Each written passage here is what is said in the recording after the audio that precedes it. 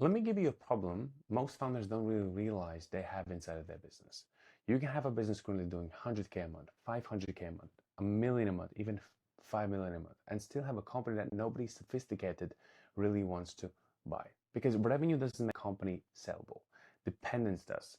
And if the business depends on you to close the biggest deals, sales, on you to maintain the biggest relationships, on you to solve operational problems, on you to train the team, manage the team, and also get involved in leadership, for you to, let's say, make every important decision inside of your business, for you to do absolutely everything almost, then you don't really own a company. You own a job with employees.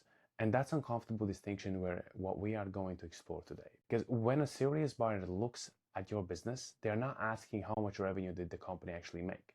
They're asking much more important question. What happens to this company when the founder essentially leaves? And if the answer is things probably fall apart, you have a big problem. So in this video, I'm actually going to show you architecture of a sellable company, not how to make your business look attractive for acquisition, not how to manipulate the numbers.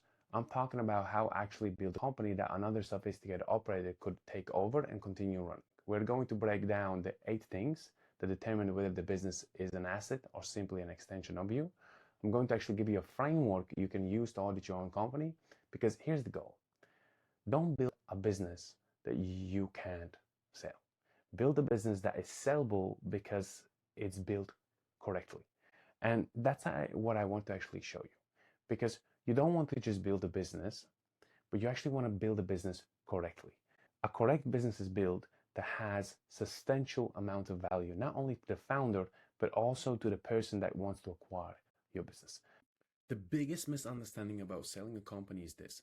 When you feel like you want to sell a company, or let's say you're getting closer where you feel like this is the time for me to exit my company, it's time to look for an actual buyer, I actually want to sell my company.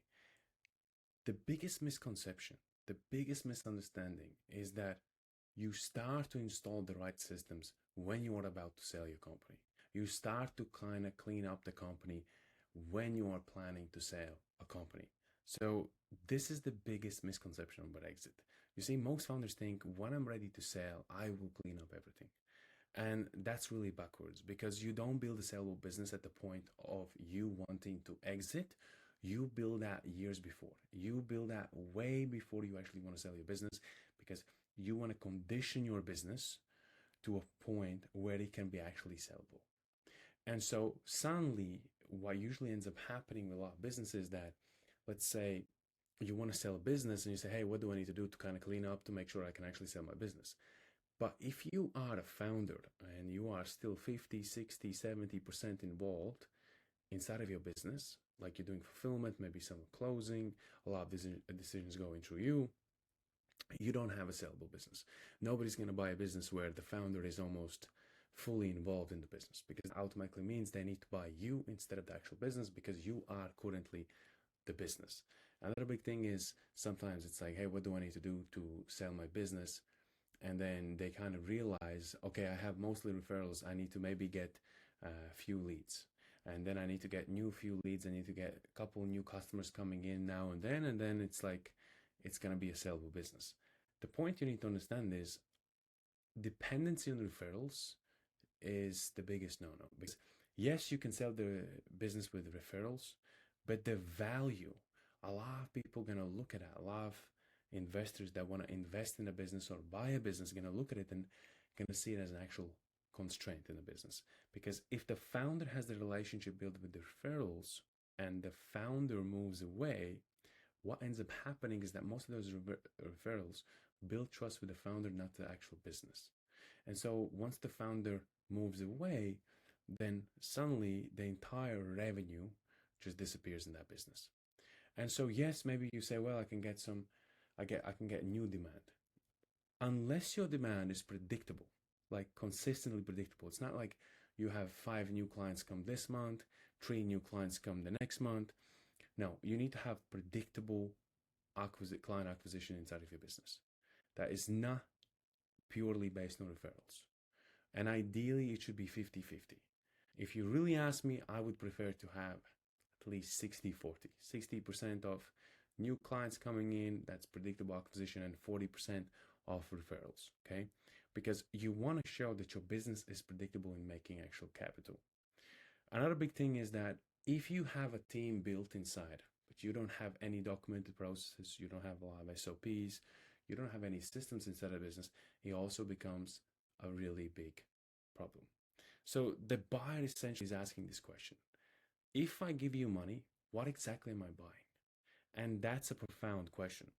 Are they buying a customer base? Are they buying a brand? Are they buying a management team, intellectual property, recording revenue, distribution system, operational capability, technology, process, or reputation? So, or are they simply buying the founder? And that's the big question you should be currently asking yourself. What are you really selling currently? Are you selling your reputation? Are you selling the process? And if you say, no, I'm selling my reputation, I have good reputation with my clients, what type of reputation do you currently do have with your clients? Is it that most of your clients are coming from referrals and that reputation has been built from friends to friends? It's been built from other customers kind of pushing their clients towards you as well. It's true. You may be helping a client and a client knows somebody they give you as well, and that reputation is mostly built like that. It's probably not going to be so valuable. Why? Because most of the reputation is not for the company, the reputation is on your name. And so the moment your name walks out, it becomes really difficult for the business to maintain high profit margins and revenue, predictable revenue as well, right? So the big question is, what are you eventually selling? Because those are very different assets. I want you to imagine two different service businesses. Both generate 3 million in annual revenue. Let's say company A. The founder closes 70% of deals. The founder owns all relationships. The founder approves major expenses. The founder solves escalate client problems. The founder knows how delivery actually works. He's the one that's consistently in and out. His team is maybe doing something, but he's like consistently having to approve things, control things, also making sure that everything kind of aligns, works out, also maintains the communication, right? The founder knows why clients stay. The founder has most of the institutional knowledge, okay? Now, look at the company B. Sales are managed by actual sales leader. Delivery runs through actual documented methodology. So they have SOPs, they have documentation. Client relationships are distributed across the organization. Management has defined decision rights. Financial reporting is reliable. The company's IP is documented. The CEO spends most of their time on strategy and capital allocation. Same revenue, completely different business, and therefore potentially very different buyer perception of risk and value. And that's the first principle. Revenue is the output. Transferable capability is an actual asset. Because you have to understand, revenue can be really deceiving at any point.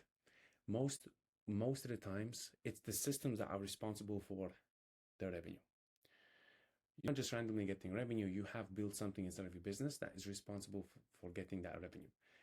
And so the question becomes, what type of architecture do you have actually inside of your business? What type of system have you designed inside of your business? How has your business been designed? Because two people can exactly hit the same revenue. One business is not dependent on the founder. One business is not one person knows it all. One business doesn't have everything living in somebody's head. One business doesn't have the sales are being managed by a CEO or a founder. One business doesn't have the delivery is also customized and it kind of varies from client to client. One business has a standardized delivery. So these are two different very businesses.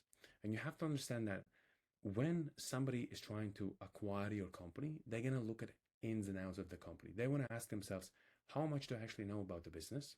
Okay. How much do I need to know about the business? And at the end of the day, what am I actually buying? Am I buying the business? Am I buying the founder? Am I buying the revenue? If I'm buying the revenue, if I'm buying the business, what am I actually getting? How predictable is it? What's going to happen the moment I buy? What happens the moment the founder steps away? What do I need to know? It's like, do I have all the documentation? Do I have all the manuals of how to run this business? Right? It's like you buy a vacuum cleaner. The vacuum cleaner comes, it comes with a manual. You buy any system, it could be any electronic system, it will always come with a manual. You maybe buy also furniture, it will come with the manual. Everything comes with the manual to show you exactly how to use. So if your business doesn't have that manual, it's a big, big constraint because it doesn't allow the person that's buying your company to really understand your business from inside and outside. And so it could be that maybe you leave and suddenly they are faced with a lot of constraints and bottlenecks inside of your business that they don't even know how to deal with. So there's a lot of questions coming in before somebody tries to actually acquire your business. So the next one is the founder dependency test. And I think a lot of companies have conditioned themselves through the founder because obviously as we start the business, as the founder has started the company, he's the main CEO and the founder. So clients are mostly coming to him. He's closing the clients. He's fulfilling them. And then later on, yes, you kind of want to stretch that a little bit out. You want to get a little bit more of outside help, and you do get that outside help. And sometimes you still like to keep that control over things. You still like to approve things. You still like to get in and out of things. It's like you have this little of control freak over your business. And so eventually it can also cost you. It can cost you that nobody really sees the value inside of your business because everything goes through you. So that means that they not buying the business, they're buying you, and nobody can buy you because you don't have a price, right? So here's the first test I want every founder watching this to actually perform. I want you to ask yourself, if I disappear tomorrow, what would stop working? It's a really relevant question. And I generally want to ask you this question. Let's say if you disappeared tomorrow, no phone, no internet, nothing, nobody can communicate with you, what would stop working? So don't give yourself like politically correct answer. Actually write it down. Okay. Would sales stop? Would clients start to panic? Would your team know what to do? Because they are operating from a system. They have SOPs. There's documentation. They know each step what they need to do. They consistently can keep executing, right? Or would they be like, okay, so I don't really know what to do with these clients because like clients are asking me for the founder. I don't know where the founder is. I don't know what is he doing. I don't know what meeting I need to jump on. Like, I don't know. I don't really know what I need to do because usually we have, by end of the day, we have things that we are kind of optimizing for and organizing for. And right now I don't have that meeting. I don't really know what's going on. I sent him an email. I'm kind of panicking. I don't know if he's okay, if he's not okay, like what's really happening. Okay. Would someone know the pricing? Would someone know how to handle largest account? Would someone know how cash is actually allocated inside the business? Would someone know how to recruit? Let's say somebody walks inside, like let's say you disappear on the day that you have an interview for somebody, right? Like would that person actually get hired, or because you're not there, it doesn't get hired? Let's say a large account, you're having a meeting on the same day and somebody else jumps on that meeting. Would that person know how to actually handle that call, or would they freak out and be like, hey, I'm so sorry, but like we couldn't get hold of the founder. I think we have to reschedule this meeting because we don't know what's actually happening. We try to kind of get some clarity on where the founder is, and they're acting like founder has been disappeared for 365 days, right? Or would they actually jump on a call, know what to say, know what to do, know how to lead the meeting because everything is documented, they know how to act, you have the right person in the business, they know what to do? Or would it be morally like they don't know what to do, right? Would someone know what your standards are? Would they know what your standards are? Does your team knows the principles, the core values of the business and how the business has to operate? Would someone know how to make strategic decisions inside the business? Let's say you disappear. Someone has to take the role of making the right decisions inside of the business. Do you have a person for that? Or mostly would it be like people mostly will be actually guessing? So these are the questions. So now take every answer and categorize it. And it's really important. Number one, founder dependent, something only you know. Number two, founder involved. Someone else can execute it, but you are still required. System dependent, the company can execute it without you. I want you to answer all these questions in that section. This will better give you an understanding of where your business stands. Okay. It's like if you say no, like would sales stop? Yeah, that's founder dependent. Would clients panic? Yes, that's founder dependent. These are the biggest things that already are standing out. And so if you look at it, you're like, yeah, most of the business is kind of founder dependent. There's a big issue. It's like if you say founder is involved, someone else can execute it, but you are still required for it, then that's also a big an issue. mostly what we are looking for number three. Okay, looking for number three, and maybe some places like would someone know how to make strategic decisions? We could be founder dependent. Okay, that's completely fine. Founder involved could also be completely fine. For recruitment, it could be that you could be involved, yes, but not like fully taking the role of hiring. Cash allocated, completely fine if you're involved in that, like as you're making, if you're acting also as a CEO. Would someone know how to handle your largest account? If you are still involved in that, that becomes an issue as well because some of your largest accounts. So that gives you a simple maturity model. Founder, operator, manager, system, institution. Okay. The objective is not to make the founder irrelevant.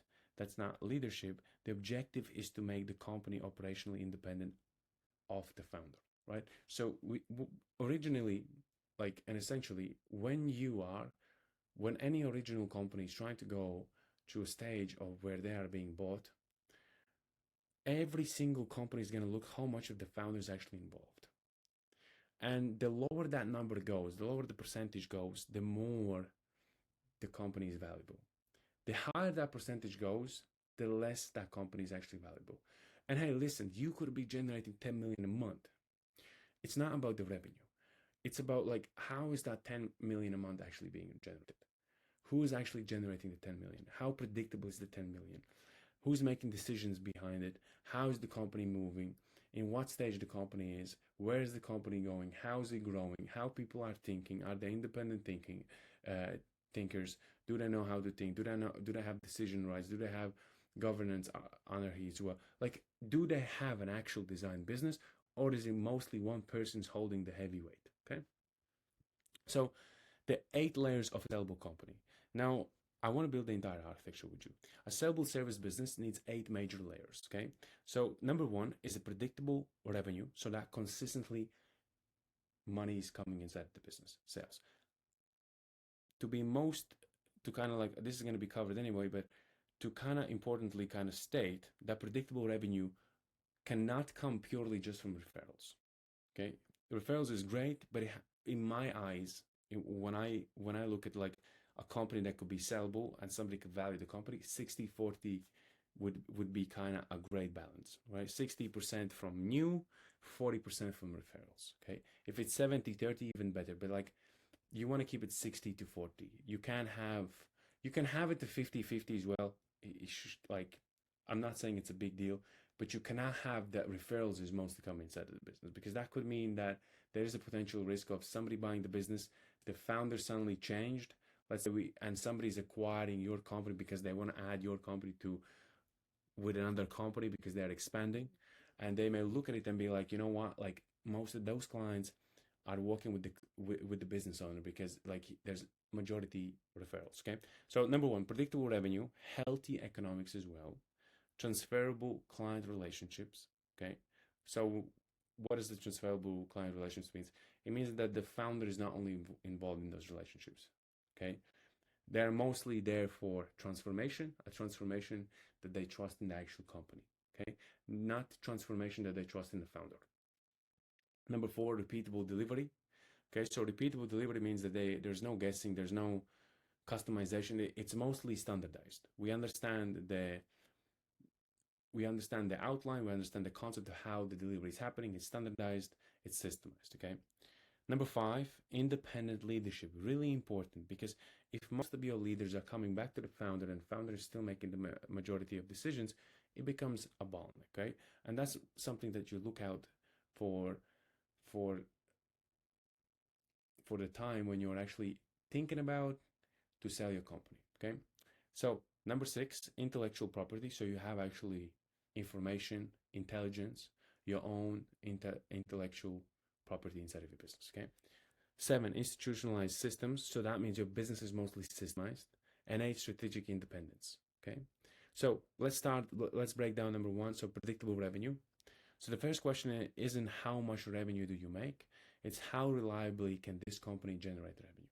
It's not like, hey, how much revenue we make in a year. We're going to break down each month and we're going to look how predictably we can reach that revenue every single month. Okay, so there's a massive difference if you had one lucky year because the founder personally generated a handful of massive contracts.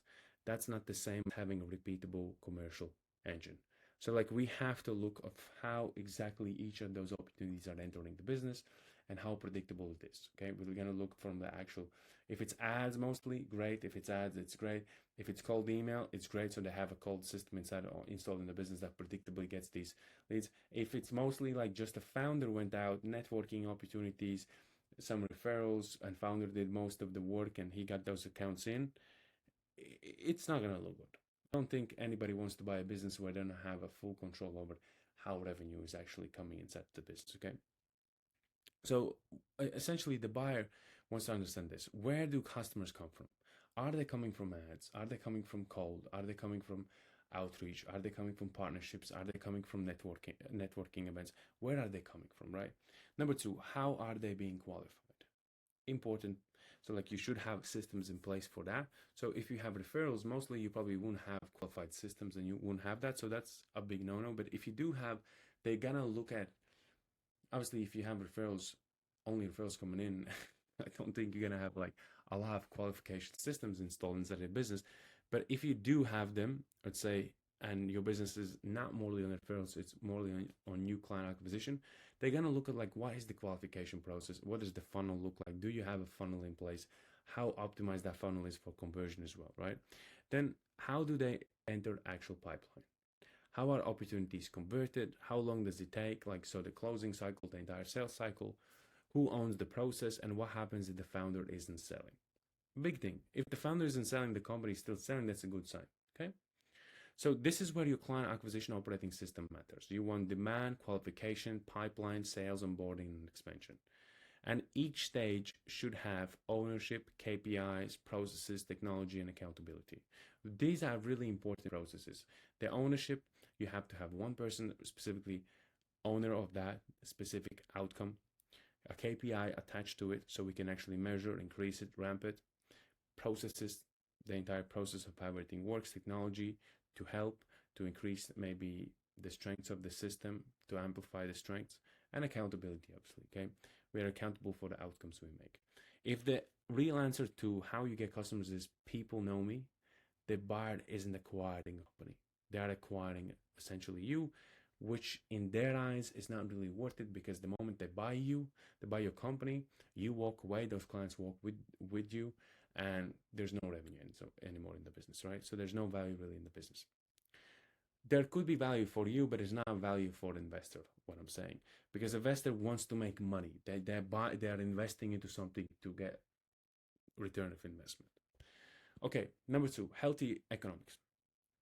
A business generating 5 million isn't necessarily better than one generating 2 million. Okay, now for a lot of you, you probably, if you focus on revenue, you will say, well, 5 million sounds better than 2.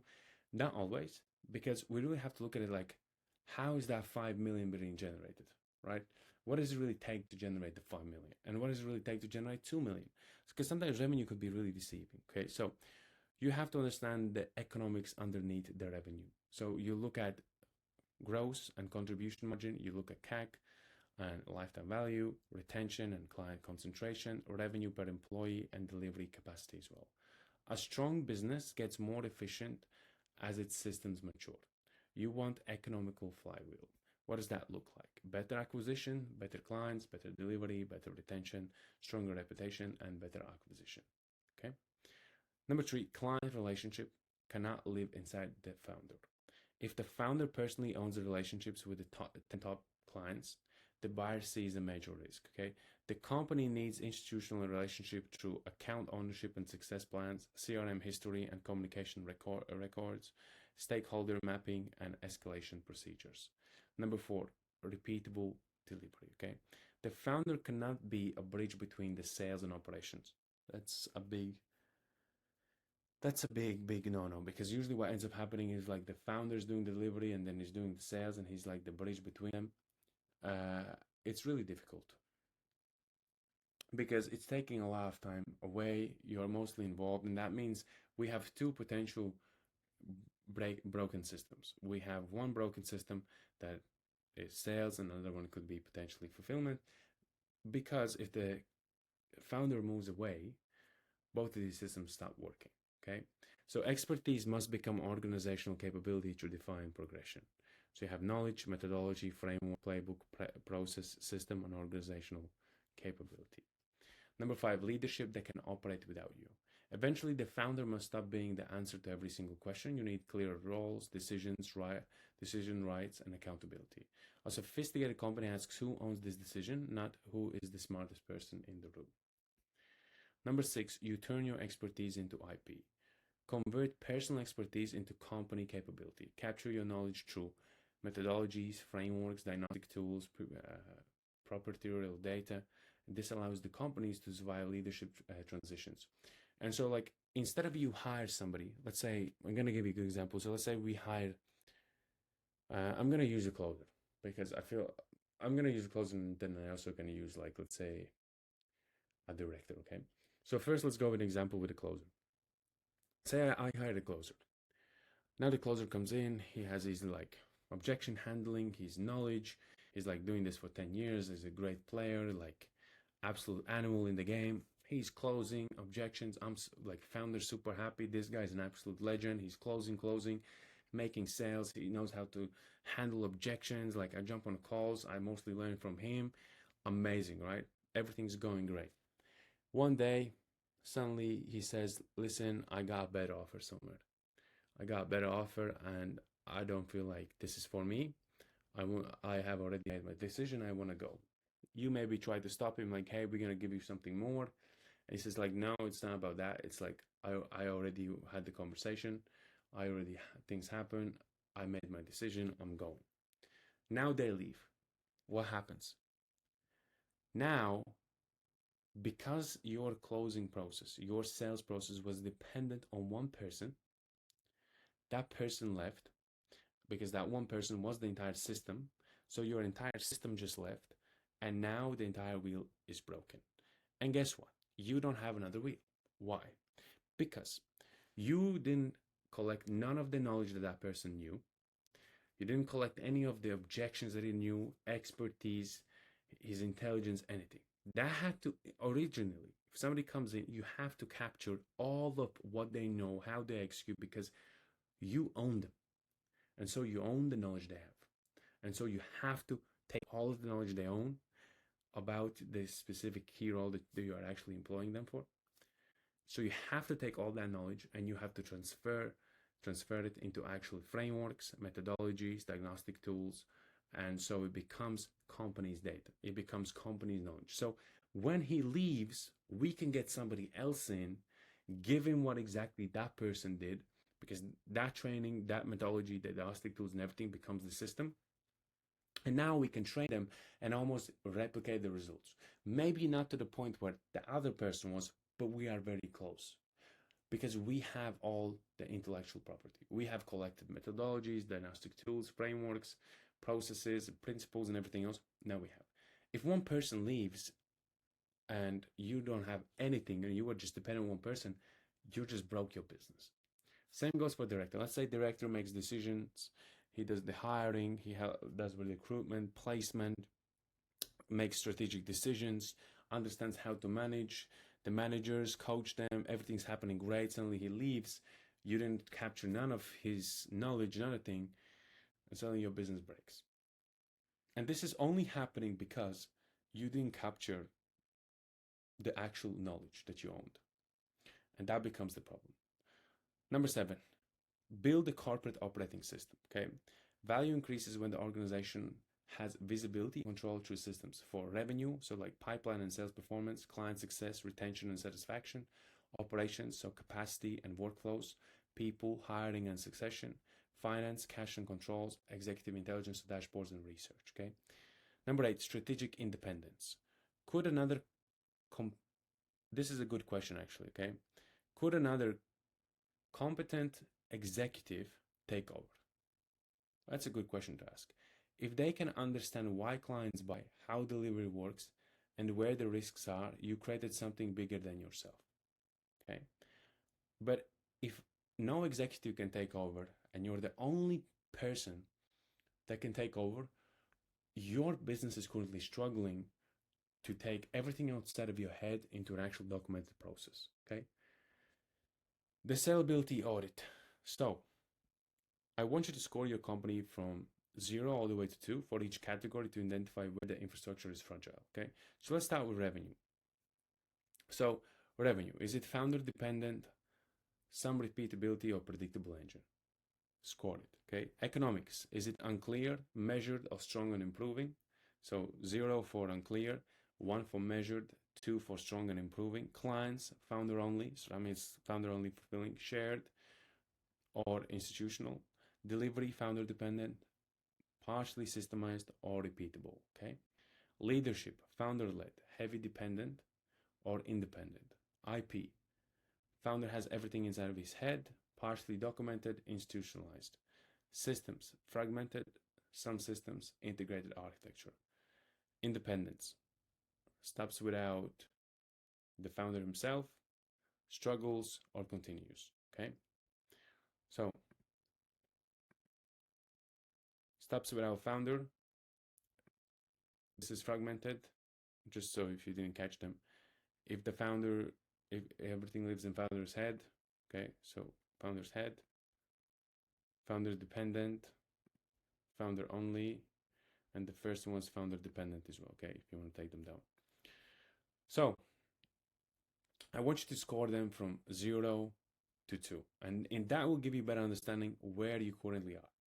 So the harsh truth about valuation, you don't get rewarded simply because you worked incredibly hard. This is the worst thing you can believe, that once you work harder, the business is in a better position, everything is getting better. You get rewarded for creating an asset that another person can confidently own, and they can win with the asset that they own. Your sacrifice doesn't automatically create enterprise value. Your transferable capabilities actually do. How much of the business is transferable to somebody else? If you can transfer the business to somebody else and they don't really need to know a lot of things about the business, and the business runs on itself and everything is great, then it's like one of the best businesses you can buy. But if you're trying to transfer the business and there's a lot of ins and outs, and there's a lot of technicalities and details they need to know, and they need to have also business knowledge, and a lot of things are dependent, they were dependent on you, it becomes really a challenge for them to actually see the value, because then they need to have necessarily a certain skill set in order for them to acquire your company. Okay, so building for transferability is a management philosophy that creates options, right? You can sell or raise capital, you can bring in a CEO, you can acquire other companies, you can keep ownership and take money out. This is the reason somebody buys a company. Okay, sellable companies readiness framework, this is really important. So let's hit this home. If you are building a service business today and you want to sell it, you want to work towards an exit, or you somewhere close towards exit, the question is, how do I make my company more transferable? Let's start with predictable revenue, a commercial engine that doesn't depend on the founder. So that means we have ads, cold email, it could be like outreach consistently and systemized ecosystem that brings them in. It could be content, okay, content that is bringing them in. Then obviously becomes question, what type of content is it? Number 2, strong economics, so growth that creates actual economic value. 3, institutional relationships, clients connected to the organization.